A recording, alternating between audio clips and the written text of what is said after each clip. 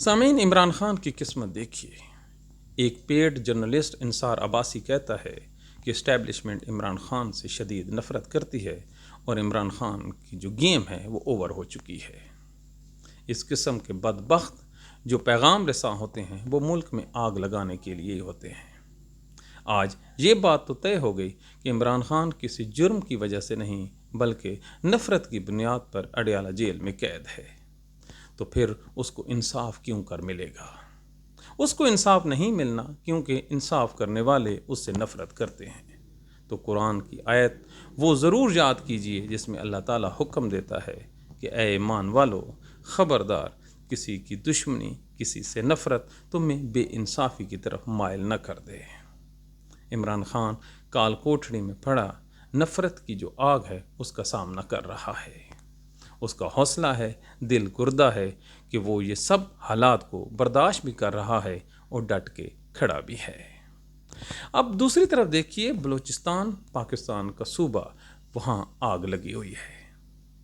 آج کیچ جو بلوچستان کا ایک صوبہ ہے، وہاں پر سیکورٹی فورسز اور علیحدگی پسندوں کے درمیان جھڑپ میں 3 جو دہشت گرد ہیں وہ ہلاک ہو جاتے ہیں۔ حکومت ان کو دفنا دیتی ہے، وہ اس کے لواحقین 3 علیحدہ قبریں بنا دیتے ہیں۔ یوں مرنے والے 3 اور اس کی قبریں 6۔ کون بچائے گا؟ کون ان جو خلیج ہے اس کو کون بانٹے گا؟ دل پہ ہاتھ رکھیے، نواز شریف، شہباز شریف، زرداری، بلاول، مریم، ولی خان کے بیٹے بیٹیاں یا کوئی اور؟ کوئی بھی نہیں۔ محسن نقوی؟ نا جی۔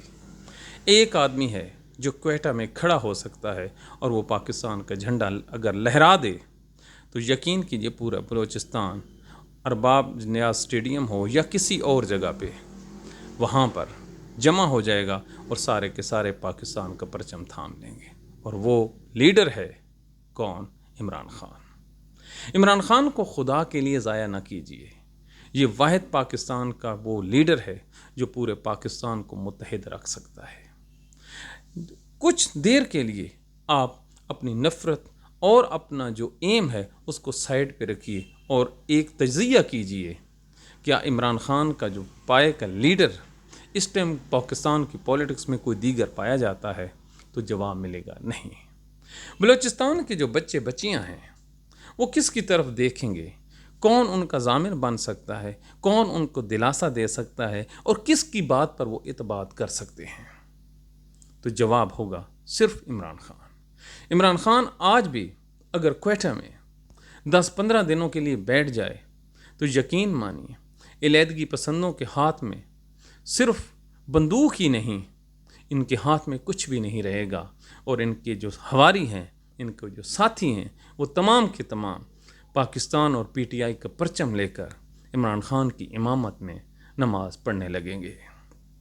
کاش یہ باتیں ہمیں اس وقت سے پہلے سمجھ آ جائیں جس کا رزلٹ خدا نہ کرے جو دشمن سوچ رہے ہیں وہ برآمد ہو جائے۔